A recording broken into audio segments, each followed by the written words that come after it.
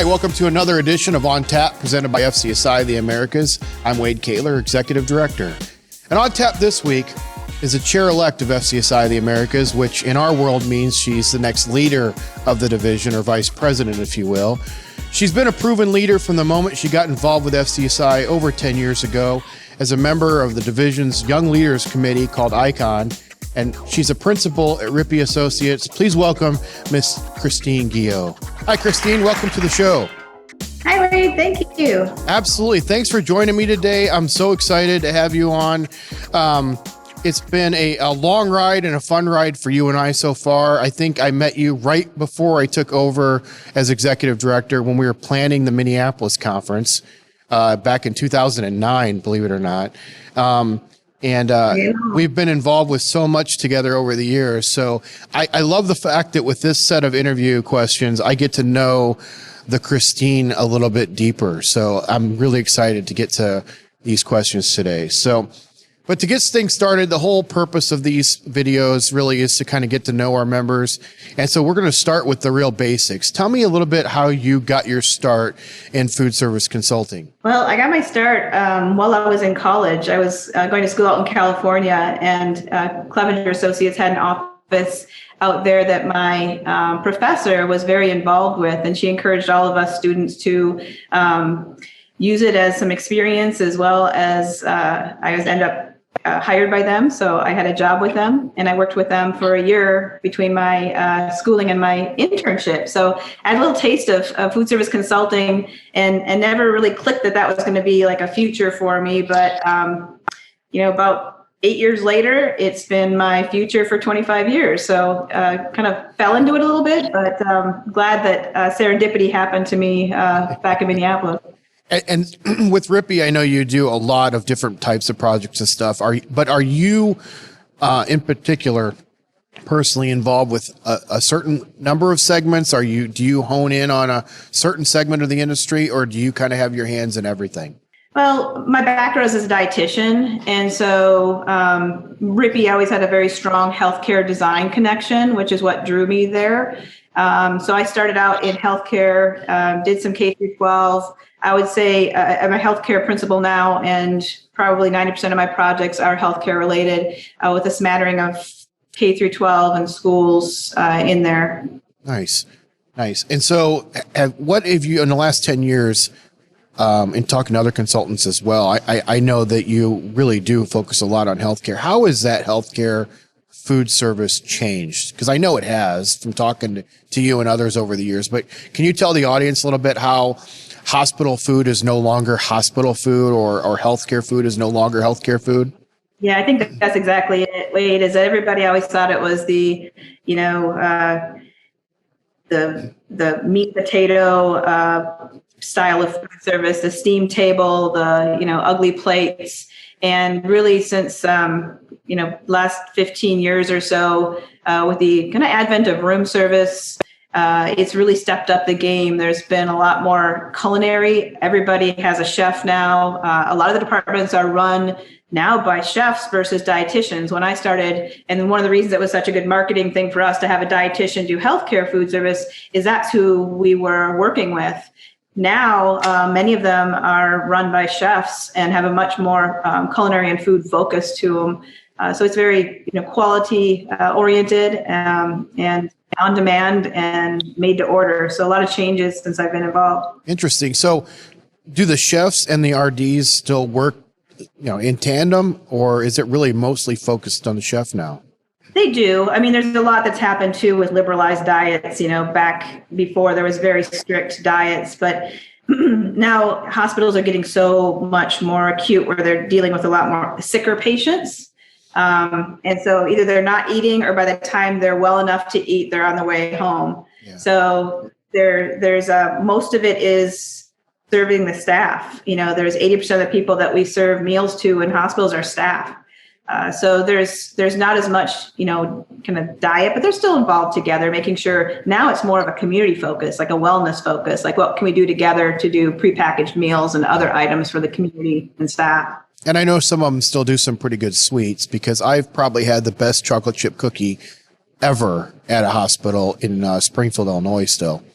So much so that people from the community would actually go to that hospital cafeteria to get the chocolate chip cookies. And it was not open to, I mean, obviously it's open to the public, but it's not really the first place you think of to go get a cookie. So how we keep the customers in the hospital. Exactly. So in all the work you've done over these years, is there a certain project that's become your favorite to think back on, or one that just stands out more than others? I think the ones that stand out for me are probably the longest. My California hospital projects, because they take so long to build. Some of them we were involved in 2007, just got built in 2019. Wow. So there's some of my favorites from a longevity standpoint, but I would say that the thing I like most when I'm working on a project is when we do multiple projects with the same team. So some of the school districts, we've done, 6 or 7 different schools with the same leadership team. And then you really get to know each other. You get to bounce things off. We tried something here. They would rather do it this way. So by the time you're on your 4th or 5th project with the same team, you really have, you're in sync. You know what the other person wants. It's a lot of fun when you have that kind of relationship. Fun. Now, I don't know if you realize this or not, or if you've come to the realization of this or not, but you will be the first woman to chair Fcsi of the Americas in its history, and only the third woman to ever lead Fcsi when it comes to being in a presidential or a divisional chair role. What does that mean to you when you think about Fcsi and being a woman leader in our association? Well, now you just scared me. No, I think it's exciting because I never really see gender. It just, I get in, I get involved. I do think no matter who's there and what their background is, so sometimes I don't even think about it. I just kind of keep jumping in, and I didn't realize that I would be the first female. There's so many great females, before me that have been in leader positions with FCSI that I didn't know that. But, I'm proud. I mean, I'm proud that I get to help be part of the leadership. And, there's a lot of females in our industry now. Yeah. When I started, there weren't as many. I agree. So anything we can do to be a role model to get, more equality into food service. It's a fun profession. It just makes, there's a lot of female interior designers, but not so many female food service consultants. So it's a good marriage. I hope that more join and become leaders. We have a lot of fun. So I completely agree. Well, I know we have a lot of fun. I would agree with that. At least I have a lot of fun. I don't know if the rest of you do or not, but I do. Now, I know you're very passionate about FCSI, but you're also very passionate about a lot of other associations that you're affiliated with. So besides the obvious business development opportunities, what have you gained or learned from being actively involved actually with other associations in the industry? Yeah, I mean, besides the friendships that you're mentioning, Wade, which I think, the connections are always so important, not just business-wise, but friendship-wise and support-wise. There's just been so much knowledge I've learned with Association for Healthcare Food Service, or AHF. I was very involved in that group. And having a mix of the operators and the business partners, I learned a lot from both. I mean, learned a lot about the business side of things from the business partners, and we call them allies. Mm-hmm. FCSI, and I learned, just what my customer wants and needs in a situation where you're just out having a beer with them or a glass of wine, and they're just talking about their frustrations or what they need help with. You don't know that if you're sitting back in your desk and you're not out with them listening to what their current issues are. So I just learned so much about what their needs are and how I can hopefully help provide some solutions to them. So it's a lot of technical knowledge, and with the consultants, I'm always, finding that somebody's doing something a different way. And, is that something we could think about? Or I never even thought about that. So I learned a lot about kind of procedure and project management from the FCSI group. Yeah, it's interesting to me in the hospitality field, especially in the part of the industry that we're in. I tell people when they ask me whether it's an allied member or consultant member that joins the association, how can I get more involved, or what's the best thing I can do once I join? The first thing I tell people is show up, because I can tell you everything that the association does, but attending those events, whether it's a regional event, a national event, an international event, it doesn't matter to me. You learn as much from each other at that bar conversation as you do from any educational opportunity that I can put in front of you as a meeting planner. Because it really does come down to you and another consultant can talk and learn exactly how you do things completely opposite, but yet both of you are doing a great work, just a different way of doing it. So I always tell people, don't sit in your hotel room when you go to those. Get out and meet people. And if you can't meet people easily, find one or two people within the associations that are outgoing that will be willing to mentor you, to introduce you to people. Because they're out there. I know so many like yourself, especially, that welcomes new people and walks them around. And I've seen you do it where you walk around a room at an event and introduce new people to people that you know, because quite honestly, you know everyone, I think. So I think it's great that that philosophy is there for you as well. We've all been newcomers, and I mean, I think the difference is when you start, you feel like you're on the outside. You see this group of people that look like the in clique, and the best way I think you can get into that is to, jump on a committee, meet 12 people more intimately, and then jump on a larger committee. And you can't do that, if you're sitting in your hotel room, and also just to not take yourself so seriously, to have fun. We kind of set ourselves apart on the other side of HF by just doing goofy lip syncing and wearing costumes and just doing different things, because those people come and talk to you then. They think you're kind of a little crazy and you are. Well, speaking of crazy, what is one thing about Christine that no one would probably ever guess? What's a hobby or a habit or some kind of little secret about Christine that if they were to meet you would probably never guess they would about you? Hobby wise, I think I'm a scuba diver. So I think that a lot of times I used to use that as my kind of, when people had to guess what the one thing about you. I don't watch TV, so that's another thing. I've never watched a medical drama or a CSI or a Law and Order ever in my life. I've never seen any of those things. So I would say probably that, and my love for, I love English mysteries. Nice. So I love pretty much anything English, like Jane Austen romances or P.D. James mysteries. Kind of a Anglophile in that way. Yeah, well, that's great. As we talked a little bit about with the newcomers too, what is the one piece of advice you would give to someone that's thinking of becoming a food service consultant, whether they're young or whether they've been in the industry for a while? What's one piece of advice you'd give them? I would say to just make an appointment. If obviously it would be better face to face, but to have coffee with another consultant and just talk to them about what they're doing, what they're passionate about, what they like, and let them, ask you the same questions so that you can really get to know them. You can find out what they like.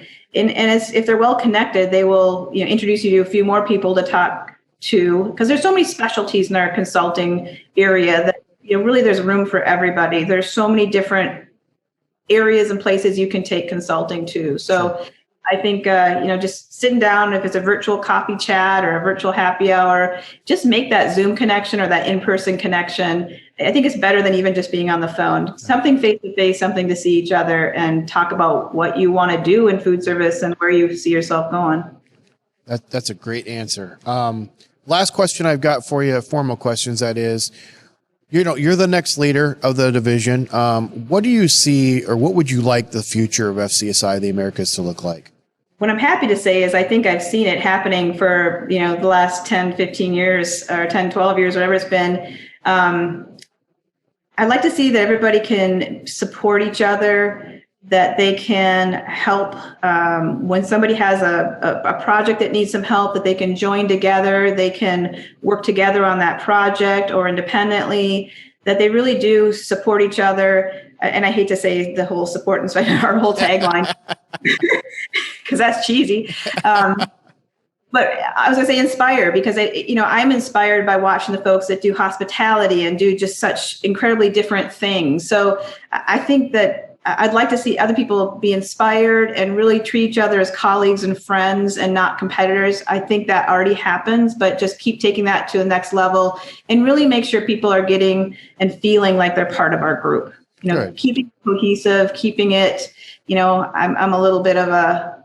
conflict avoider anyways. Just want everybody to get along and be happy and enjoy the organization, the people that belong to it. Well, that's great. I look forward to that. I agree. I think that's where the future of this association is. And I think we are getting there.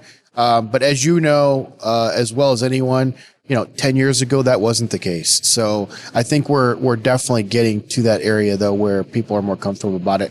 I mean, I hope that's kind of what this whole On Tap video creation was done for, is to kind of get to know each other and break down the walls of that mysterious food service consultant that's behind the wall that you've heard of, but maybe don't really personally know, and bring out the little more personal side of the consultants. So, when you do see them next, maybe you already got something in common with them that you didn't even know you had. So now you've got people that at scuba dive, that the next conference that you're at, they may feel a little more comfortable if they've never met you to walk up and go, "Hey, Christine, I saw your video. I know you scuba dive." So that's where I hope we lead to. Wonderful. Well, that's all I've got as far as formal questions go, but I do like to end our interviews with a little bit more fun. So I've got a set of questions of would you rather. So if you don't mind, we're going to go through these and just tell me what your choice is going to be so we can peek into that mind of Christine. The first one is going to be, would you rather be covered in snakes or bees? Oh, bees. Yeah, snakes. Ew. Would you rather be able to sing or be able to dance? Dance. Would you rather own a restaurant or own a dollar store? Restaurant.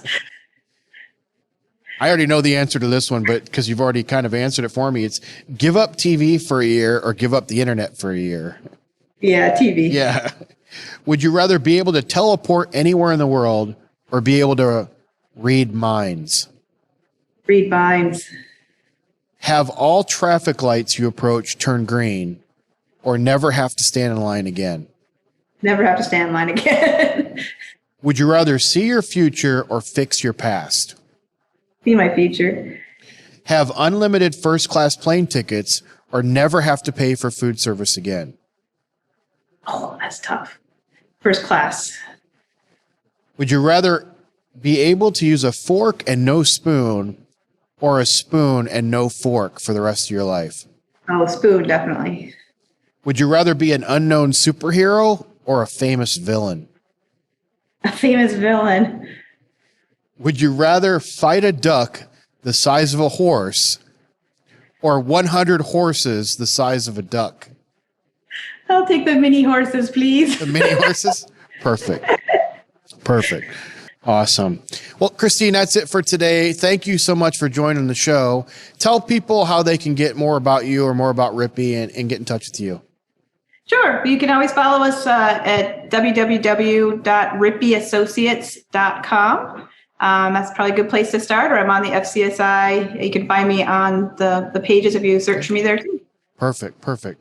Well, thank you again. I appreciate you joining us. It was a lot of fun seeing you today. I hope to actually get to see you again in person very soon. And until then, good luck. Well, that wraps up this edition of On Tap, presented by FCSI of the Americas. If you enjoyed today's show, please do me a favor, like, subscribe, and share the show. Check back next week when we interview another FCSI member consultant. But until then, cheers.